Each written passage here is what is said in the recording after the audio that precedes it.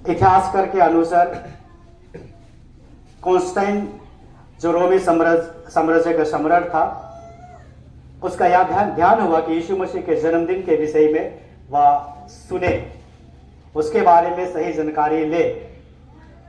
जब एक लेखक सेक्टस जूलियस जो अफ्रीकन कंट्री से बिलोंग करता है, 2021 ईस्वी में अपने किताब लिखा और उसमें चर्चा किया कि यीशु मसीह का जन्म 25 दिसंबर को हुआ है, और उसका समर्थन भी एक कलीसिया के बड़े अगुआ हिप्पोलियुतुस नामक एक कलीसिया के अगुआ था, वह भी समर्थन किया कि यीशु मसीह का जन्म 25 दिसंबर को ही हुआ है। लेकिन उस समय के जो विचार करता लोग थे, जो उनका व्यू था कि यीशु मसीह एक उद्धारकर्ता के रूप में जगत में नहीं आया, वह इस जगत में एक सेनापति के रूप में आया और वह शहीद हो गया, और यीशु मसीह को शहीद का दर्जा दिया जाता था। और उस समय के लोग यीशु मसीह के जन्मदिन को महत्व नहीं दिया करते थे, उसके क्रूस मृत्यु को, उसके पुनरुत्थान को और पवित्र आत्मा का उतारना जो पेंतीकोस्ट के पर्व हम कहते हैं, उस दिन को विशेष स्थान दिया जाता था। लेकिन यीशु के जन्म उत्सव को कोई महत्व नहीं दिया जाता था, क्योंकि यीशु को शहीद का दर्जा मिला था और शहीदों का शहीद दिवस मनाया जाता है, ना कि जन्म दिवस। लेकिन कॉन्स्टेंटाइन अपने साम्राज्य के उन विद्वानों को बुलाता है और यीशु मसीह का जन्म तिथि को एग्जैक्ट बताने के लिए उन्हें कहता है कि आप यीशु मसीह के एग्जैक्ट जन्म तिथि को बताइए। अब बहुत सारे विद्वान उस दिन की खोज में लगे और सही दिन आया 25 दिसंबर। उस समय रोमी साम्राज्य के सम्राट कॉन्स्टेंटाइन पूरे साम्राज्य में 125 वर्ष के बाद पूरे साम्राज्य में 336 ईस्वी से 25 दिसंबर को एक राजकीय त्यौहार और साम्राज्य का त्यौहार घोषित किया गया। उससे पहले 25 दिसंबर को एक अजय सूर्य के नाम से पर्व मनाया जाता था, उनके नाम से छुट्टियां मनाया करती थी। लेकिन 336 ईस्वी से कॉन्स्टेंटाइन के साम्राज्य के समय से यीशु के जन्म उत्सव 25 दिसंबर से मनाना स्मरण के, और आज हम उसी में संभागी होकर इस क्रिसमस को मनाने पाते हैं। क्रिसमस कहने से क्रिस्ट प्लस मास होता है, से यीशु मसीह के लिए जो महिमा के लिए भीड़ उमड़ती है उसे क्रिसमस मास माने भीड़ या लोगों की जमावट। तो यीशु मसीह की महिमा और यीशु मसीह की प्रशंसा के लिए आज जब हम एकत्रित होते हैं तो हमारे जीवन को परमेश्वर अगुवाई करता है कि हम उनके वचन के साथ साथ अपने जीवन को देखें, जिसे आज के वचन में हम पाते हैं। यूहन्ना रचित सुसमाचार पहला अध्याय 1 से लेकर 14 वचन में कि वचन देहधारी हुआ और वचन तो परमेश्वर था और वही आदि में था, सृष्टि में था और अब हमारे बीच में है। अब उस वचन को हम किस प्रकार से अपने जीवन में ग्रहण करते थे। सृष्टि से पहले यीशु मसीह था, अब भी है और आगे भी यीशु मसीह रहेगा। उस सृष्टिकर्ता, उस उद्धारकर्ता परमेश्वर जो मनुष्य रूप दे धारण करके आपके बीच में डेरा के, जैसे आज के वचन में 14 वचन में लिखता है, वचन देधारी हुआ और अनुग्रह और सच्चाई से परिपूर्ण होकर हमारे बीच में डेरा किया, हमारे बीच में डेरा किया। उस यीशु मसीह को आज हम क्रिसमस के दिन में किस प्रकार से अपने हृदय रूपी चरनी में वेलकम करते हैं, ये हमारे लिए सवाल है। अगर हम मसीह कहलाते हैं तो यीशु मसीह को अपने चरनी रूपी हृदय में जगह देने की आवश्यकता है। आज हम बड़े आनंद के साथ, बड़े खुशी, बड़े हर्षोल्लास के साथ तैयारी करके तो आए हैं, या केवल शारीरिक तैयारियां हैं? अगर गलत ना हो तो लेकिन हो सकता है कोई आत्मिक तैयारी भी करके आए होंगे। लेकिन मैं समझता हूं अधिकतर 99% शारीरिक तैयारी के साथ आए। अगर मैं गलत हूं तो क्षमा करेंगे। अक्सर हम अपने जीवन में जब भी क्रिसमस आती है, हम आत्मिक रूप से तैयारी ना होकर शारीरिक रूप से तैयार होते हैं, क्योंकि शारीरिक रूप से तैयार होना भी बहुत जरूरी है। आज के दिन ही हम अपने को प्रकट कर सकते हैं, आज के दिन ही हम दिखा सकते हैं। यीशु मसीह जब जन्म हुआ, अपने प्रेम को, परमेश्वर के प्रेम को हमारे बीच में प्रकट किया, जिसे हम आज के पहला पाठ वचन में सुने। इब्रानी की किताब में परमेश्वर ने, जिसे यूहन्ना सुसमाचार में हम पाते हैं, यूहन्ना 3 उसका 16 वचन में, परमेश्वर ने जगत से ऐसा प्रेम किया कि उसने अपने इकलौते पुत्र को दिया कि जो कि उस पर विश्वास करे वह नष्ट ना हो वरन आनंद जीवन को प्राप्त करे। आज हम आनंद जीवन को प्राप्त करते हैं क्योंकि परमेश्वर ने हमसे प्रेम किया, ना कि हम उनसे प्रेम किया। हमने उनसे प्रेम नहीं किया, परमेश्वर ने हमसे प्रेम किया और हमारे लिए अपने पुत्र यीशु ख्रिस्त को बलिदान होने के लिए भेज दिया।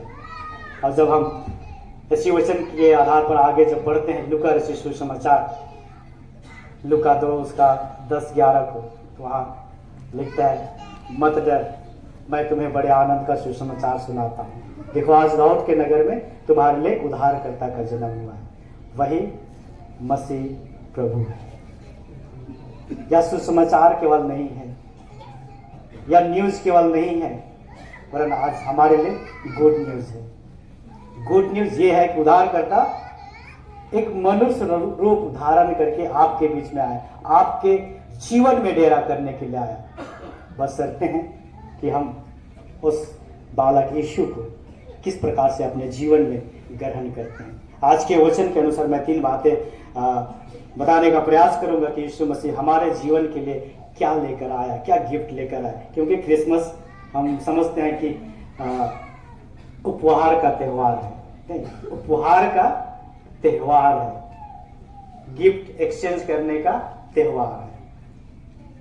आप लोग गिफ्ट एक्सचेंज किए नहीं किए वो अलग बात है, लेकिन अक्सर क्योंकि क्रिसमस से पहले जब केरल राउंड घूमते हैं या तो गैदरिंग बनाया जाता है, एक सेंटा क्लॉज मैंने बनाते ही हैं कि किसी ना किसी को सेंटा क्लॉज बनाते हैं और वह गिफ्ट लेके आता है।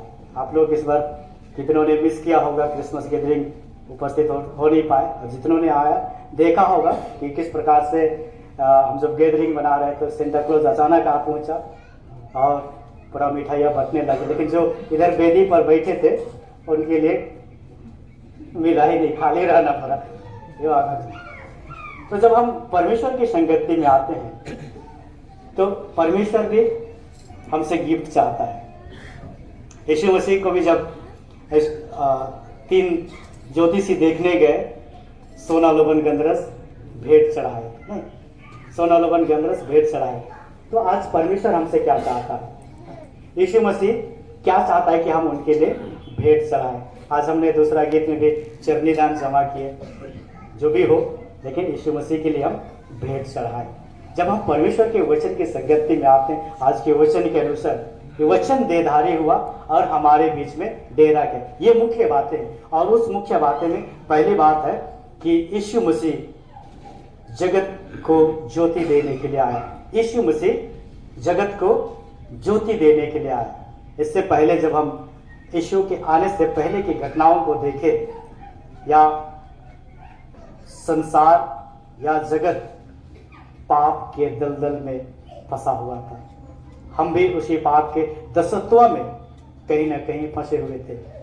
लेकिन परमेश्वर ने एक योजना बनाया कि हम उस अंधकार की शक्तियां से, उस पाप बुराई के दलदल से निकले और हमारा जीवन में वह उजाला हो, वह नया सवेरा हो कि हम उजाले के राह पर चलने पाए। इसलिए परमेश्वर का जीवित वचन में यीशु मसीह स्वयं अपने आप को कहता है, यूहन्ना रचित सुसमाचार 8 उसका 12 वचन में, मैं जगत की ज्योति हूँ, जो मेरे पीछे चलेगा वह अंधकार में कभी नहीं भटकेगा।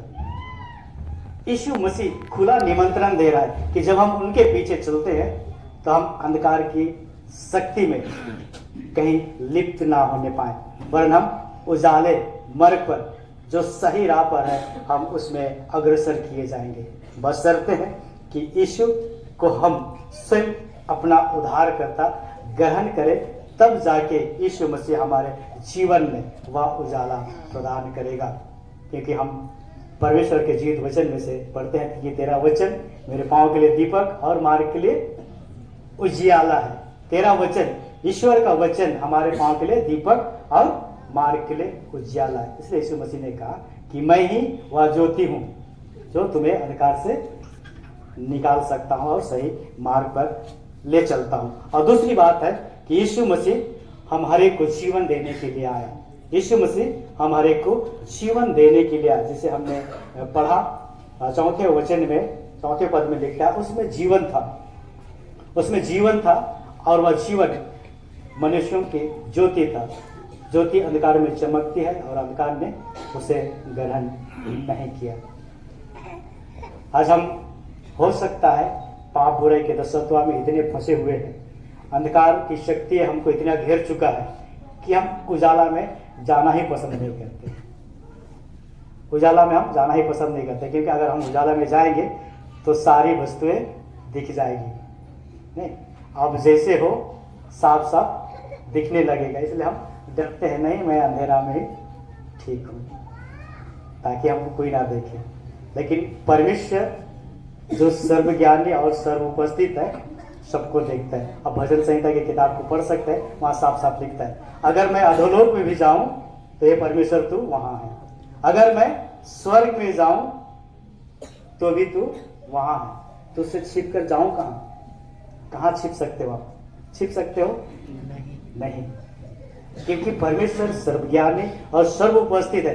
कण कण में परमेश्वर की उपस्थिति है, हम उससे भाग नहीं सकते। और वही परमेश्वर अपने उद्धार की योजना को, उस आनंद जीवन को हमारे बीच में अपने पुत्र के रूप में दिया।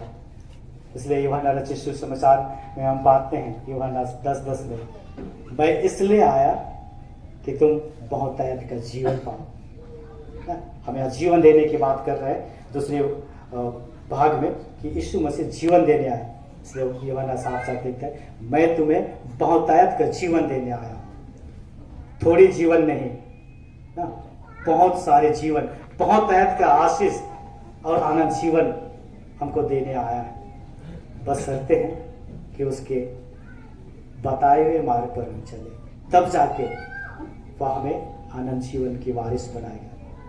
नहीं तो हम इस संसार में भटकते रहेंगे। क्योंकि भजन संहिता के किताब भजनकार 14 अध्याय का दूसरा वचन में लिखता है, कोई भी बुद्धिमान नहीं, कोई भी परमेश्वर की खोजी नहीं, सबके सब भटक गए हैं और नष्ट हुए हैं।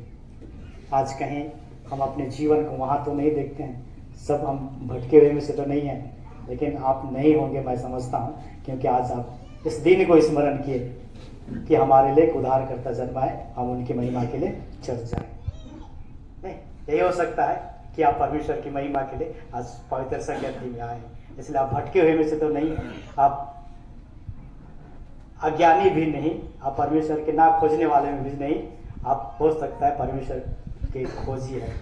परमेश्वर के जीवित वचन पे लिखता है भजन संहिता 37 उसका 5वें वचन में कि जवान सिंह तो भूखे रह जाते हैं, लेकिन यहोवा के खोजियों को किसी भले वस्तु की घटी नहीं होगी। जवान सिंह भूखे रह जाते हैं, लेकिन यहोवा के खोजियों को किसी भी भले वस्तु की घटी नहीं होगी। यही वचन है प्रियो कि वह हमें आनंद जीवन देना चाहता है, कि हम आनंद जीवन के वारिस बने।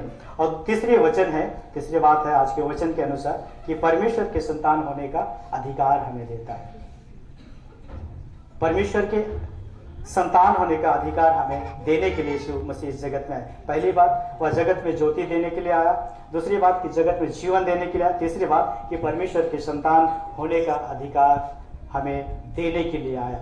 आज यीशु मसीह का जन्म पर्व ना केवल ख्रिस्त विश्वासी लोग मनाते हैं, लेकिन आज पूरे वर्ल्ड, हर जाति के लोग, हर कौम के लोग, हर धर्म के लोग इस दिन को स्मरण करते हैं।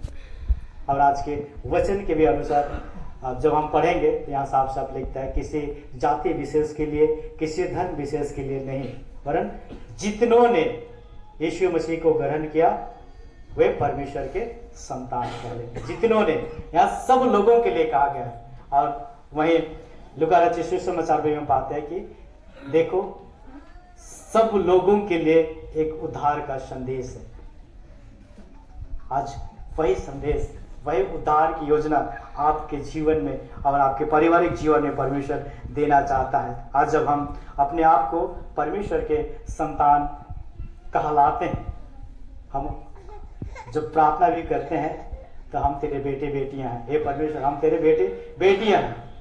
लेकिन आप परमेश्वर के बेटे बेटियां हैं, यीशु मसीह के भक्त हैं, तो आपका भी कर्तव्य और जिम्मेदारी बनती है प्रियो कि आप यीशु मसीह जैसा अपना व्यवहार को बनाइए।